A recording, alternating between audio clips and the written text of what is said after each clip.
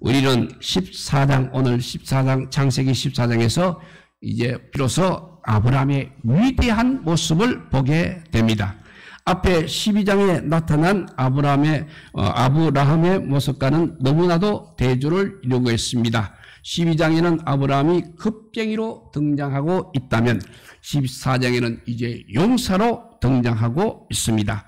애굽에 들어갈 때 아브라함은 자신의 생명을 부지하기 위해 자기 아내를 누이라고 거짓말을 했습니다. 그러나 이제 아브라함은 자기 아내가 아니라 자기 조카를 위해서 자기뿐만 아니라 자기에게 속한 모든 부하들의 생명까지 개의하지 않고 전투에 뛰어들고 있습니다. 이 이야기는 곧 전쟁 이야기입니다. 전쟁 이야기만큼 재미있는 것도 별로 없을 것입니다. 헐리우드 영화를 한번 보십시오. 상당수가 대부분이 싸우는 이야기입니다. 그런데 영화의 대부분은 싸움 그 자체에 관리하고 있습니다. 그 결과 주인공이 얼마나 대단한 능력의 소유자인지가 드러나게 하는 것입니다. 그런데 창세기 14장 전쟁 이야기는 전쟁 이야기임에도 불구하고 얼핏 보기에 전혀 재미가 없습니다. 특히 아브라함의 전투 장면에 대해서는 너무나 간략하게 처리되어 있습니다.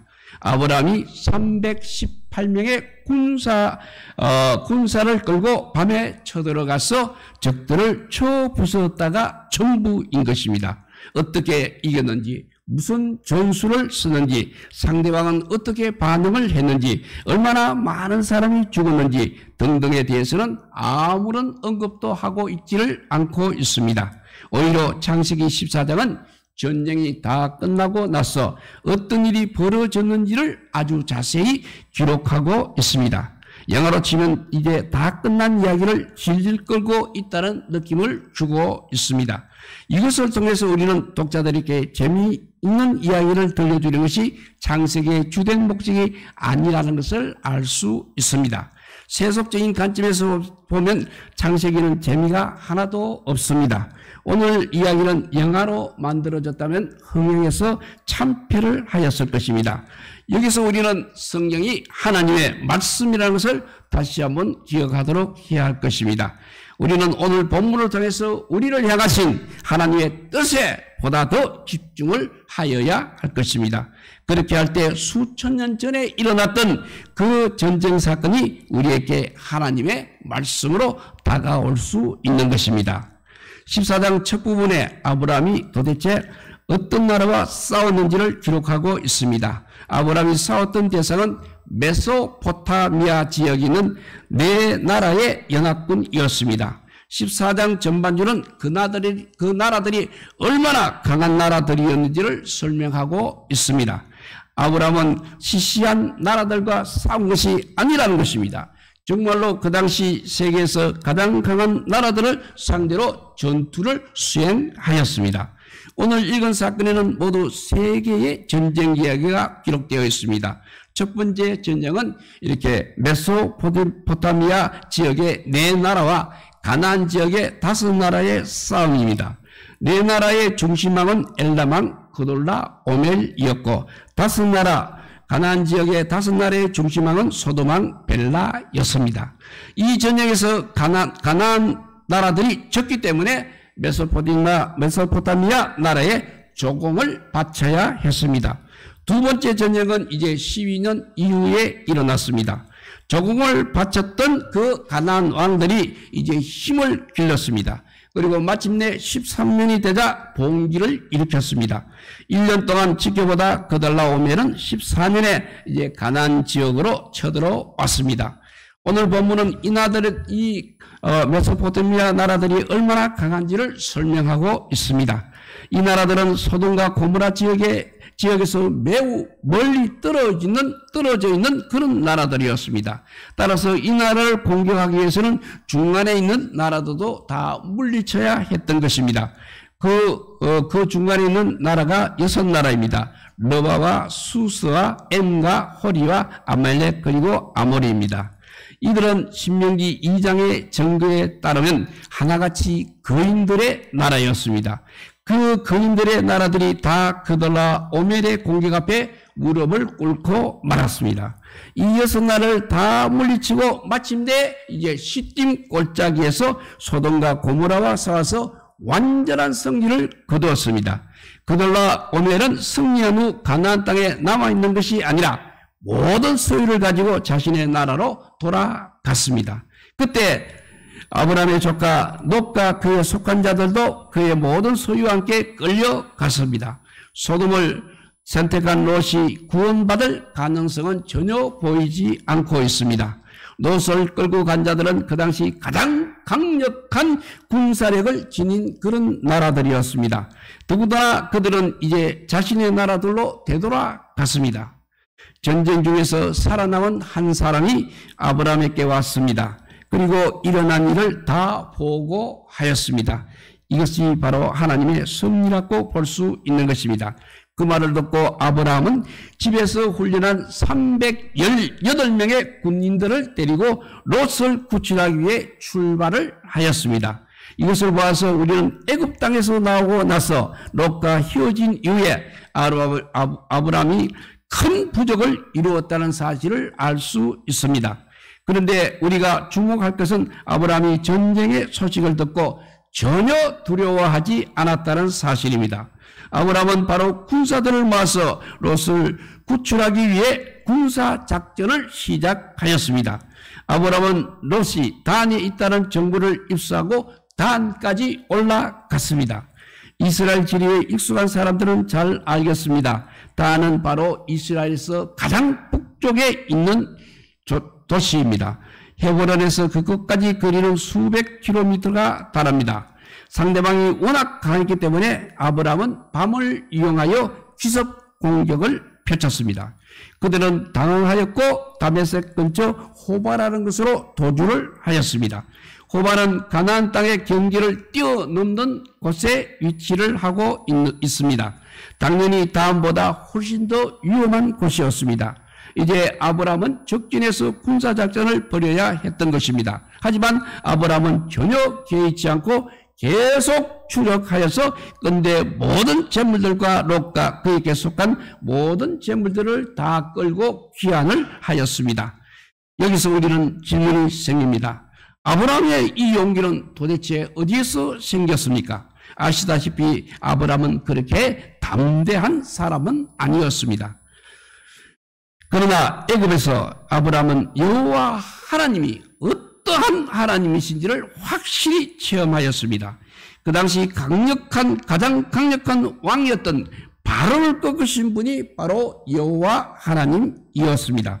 따라서 아브라함에게 그들과 오면은 더 이상 대단한 왕이 아니었다는 것입니다. 아브라함에게 있어서 여호와 하나님이야말로 유일한 왕이었습니다. 이런 신앙을 가지고 있었기 때문에 아브라함은 과감하게 롯을 구출하려는 군사작전을 시행할 수 있었습니다. 오늘 본문에서 가장 많이 등장하는 단어가 바로 왕입니다. 28번이나 나오고 있습니다. 이름도 생소한 왕들이 나오고 있습니다. 아브라함도 왕으로서 자신의 의무를 행사하고 있는 것으로 보아야 합니다. 롯은 자신의 핏줄입니다. 비록 자신을 떠나가기는 하였지만 여전히 롯과 아브라함은 같은 핏줄을 가진 가족이었습니다. 그 당시 전쟁에서 이긴다는 것은 궁극적으로 그 이긴 나라가 승리를 신이 이겼다는 것을 의미하는 것입니다. 아브라함은 하나님을 믿었습니다. 하나님의 전사로서 담대하게 가서 전쟁에서 승리를 하였습니다. 결국 오늘 읽은 본문에서 강조하는 것은 아브라함이 섬기시는 하나님이 유일한 왕이라는 사실입니다. 이 전투는 궁극적으로 하나님의 전투였습니다. 아브라함은 그 전투를 대행한 대리자였던 것입니다.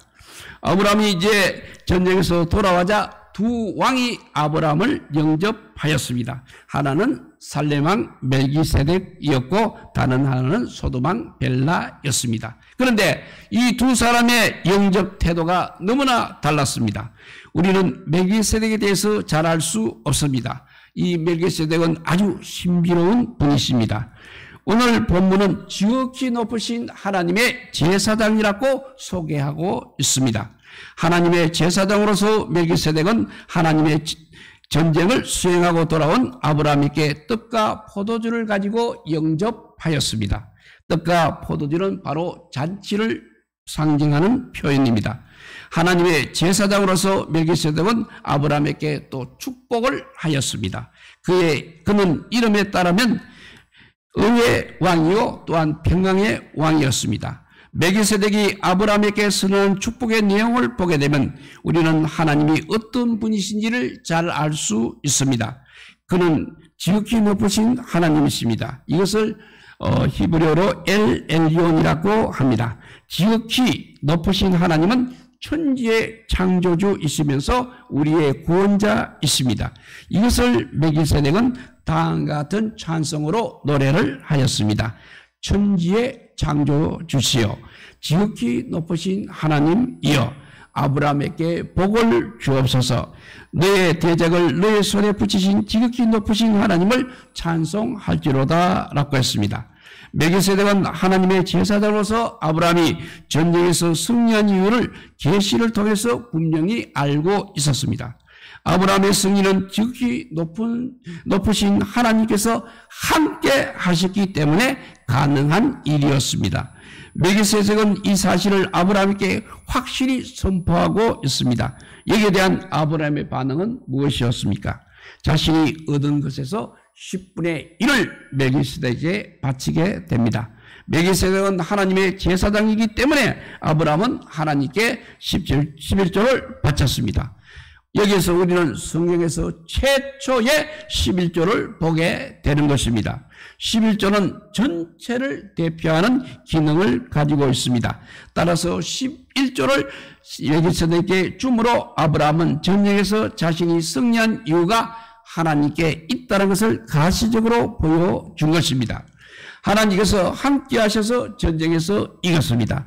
당연히 그러면 전쟁에서 획득한 것은 하나님의 소유라는 것을 11조를 통해서 아브라함은 보여주고 있는 것입니다. 소돔왕은 반대로 소돔왕은 멜기세덱과 완전히 다른 모습을 보여주고 있습니다. 멜기세덱은 떡과 포도주를 가지고 아브라함을 영접하였지만 소돔왕은 아무것도 가지고 오지 않았습니다. 어떻게 보면 소돔왕이야말로 무엇인가 많이 들고 와야 했습니다. 멜기세덱은 아브라함의 승리로 인해 아무런 혜택을 본 것이 없습니다. 반대로 소돔왕은 자신의 대적들을 격파하고 소유물을 가지고 온 아브라함에게 큰 빚을 졌다고 할 수 있는 것입니다. 그러나 소돔왕은 아브라함에게 전혀 감사의 표지를 하지 않았습니다. 그의 관심은 오직 획득물을 어떻게 분배하는 것에만 관심이 있었습니다. 그래서 그는 물품은 아브라함이 취하고 사람은 자신에게 넘겨라고 그렇게 제안을 하고 있습니다. 전쟁은 아브라함이 치렀기 때문에 당연히 배분하는 것도 아브라함의 고유한 권한이었습니다. 그러나 아브라함은 그 획득물을 자기의 것으로 생각하지 않았습니다. 물론 자신의 것이었습니다만 반대로 소돔왕은 아브라함이 목숨을 걸고 되찾은 물건을 자기의 것인 양 생각하면서 선심을 쓰는 것처럼 행동을 하고 있습니다. 방금 전에 그 모든 것이 하나님께 속하였다는 아브라함의 고백을 무효화시키고 있는 것입니다. 하지만 아브라함은 소돔왕에게 아무것도 취하지 않겠다고 지극히 높으신 하나님께 맹세까지 하면서 단호하게 선언을 합니다. 다만 자신들과 함께 한 부하들과 동병구들은 자신의 몫을 가져야 한다는 것을 분명히 하였습니다. 거짓된 지도자들은 항상 이렇게 자기의 것을 먼저 챙기게 되는 것입니다. 그리고 자기 밑에 부하들에 대해서는 별로 관심을 가지고 있지 않습니다. 그런데 아브라함은 그렇지 않았다는 것입니다. 자기의 유익에 대해서는 전혀 관심을 가지지 않았습니다. 그러나 자기 부하들에 대해서는 세심하게 챙기는 모습을 보여주고 있습니다. 전쟁에서 이긴 전리품은 엄청난 양입니다. 어떻게 보면 조금이라도 더 챙겨야 가나안 땅을 한 평이라도 더 늘려서 하나님께 주신 약속을 성취할 수 있었습니다. 아브라함이 애굽에서 나올 때 바로가 준 선물을 받았습니다. 그때 아브라함은 사양하지 않았습니다. 그러나 아브라함은 소돔왕의 의도를 분명히 알고 있었습니다. 소돔왕은 아브라함의 것을 마치 자기 것처럼 그렇게 생각하고 있었습니다. 소돔왕은 아브라함의 것을 마치 자기 것처럼 생각하고 있었습니다. 아브라함은 자기가 소돔왕의 말에 따르면 나중에 아브라함을 부유하게 하였다고 떠벌릴 것이라는 것을 잘 알고 있었습니다. 그렇기 때문에 아브라함은 가감하게 그 많은 재물들을 포기할 수 있었던 것입니다. 부유하게 되는 것이 중요한 것이 아니라 누가 부유하게 하였는가, 그리고 어떻게 부유하게 되었는가가 훨씬 더 중요하다는 것은 아브라함의 결단을 통해서 우리가 배우게 되는 것입니다. 아브라함은 11조를 바침으로 자신이 획득한 모든 것이 하나님의 것이라고 선언을 하고 있습니다. 그런데 소돔왕은 이것을 정면으로 거부하고 있는 것입니다. 소돔왕은 아브라함이 차지한 것이 자기 것이라고 주장을 하고 있습니다. 그리고 아브라함에게 자기가 복을 주겠다고 제안을 하는 것입니다. 하지만 아브라함은 그것을 과감하게 거부하였습니다. 왜냐하면 진정한 복은 우리 하나님께로부터만 온다는 것을 아브라함은 애굽에서의 사건을 통해서 너무나 잘 알고 있었기 때문이었습니다. 이제 오늘 말씀을 정리합니다. 아브라함의 이 기사를 통해서 우리는 교회가 전투하는 교회라는 것을 기억해야 할 것입니다. 아브라함은 그들과 오멜과 전투를 하였지만 우리는 이 세상에서 죄와 거짓과 불의와 모든 악한 것에 대항하여 싸워야 하는 것입니다. 비록 그것들이 우리 눈에 엄청나게 거대한 세력이라고 할지라도 믿음으로 담대하게 싸워야 하는 것입니다. 이 점에서 우리는 아브라함의 믿음을 본받아야 할 것입니다. 특별히 교회 안에 있는 형제들이 죄에 빠져 있을 때 우리는 목숨을 걸고 건져내어야 할 것입니다. 교회에는 하나님의 제사장이 필요합니다. 아브라함은 멜기세덱이라는 제사장을 통해서 하나님의 말씀을 받았습니다. 아브라함은 멜기세덱을 통해서 또 떡과 포도주를 받았습니다. 아브라함은 멜기세덱을 통해서 축복까지 받았습니다. 마찬가지로 하나님의 교회는 영원한 대제사장이신 예수 그리스도를 통하여 하나님의 말씀을 받고 그분으로부터 영적인 양식을 공급받으며 하나님께 속한 모든 복을 받는 것입니다. 이 모든 교훈이 히브리서 7장에 잘 설명이 되어 있습니다. 마지막으로 우리는 우리의 소유에 대해서 다시 한번 생각해 봐야 합니다. 하나님께서 우리에게 주신 소유는 세상에서 우리가 열심히 일해서 획득한 것입니다. 그렇지만 이것은 근본적으로는 하나님께 속한 것이라는 사실을 우리가 잊지 말아야 할 것입니다. 우리가 가지고 있는 것이 다 하나님의 것이라고 마음으로만 고백할 것이 아니라 우리의 행위로서도 그 고백을 증명할 필요가 있는 것입니다. 아브라함은 자신의 신앙을 이렇게 11조라는 형식을 통해서 증거하고 있습니다. 이 점에서 아브라함은 우리에게 좋은 모범이 되는 것입니다. 우리가 가진 신앙은 어떤 형태로든지 행위를 통해서 반드시 그것을 증명해야 하는 것입니다. 그 행위는 우리가 버는 돈도 예가 될 수 없습니다. 그래서 오히려 돈의 사용이야말로 우리의 믿음의 자태를 가장 분명하게 보여주고 있는 것입니다. 그래서 예수님께서 마태복음 6장 21절에 너의 보물이 있는 그곳에는 너의 마음도 있다고 그렇게 우리에게 말씀해 주셨습니다. 우리 모두 아브라함의 이 모습을 보고 믿음의 조상인 아브라함을 닮아가는 믿음의 사람들이 다 되시기를 우리 주님의 이름으로 축복드립니다. 기도하겠습니다.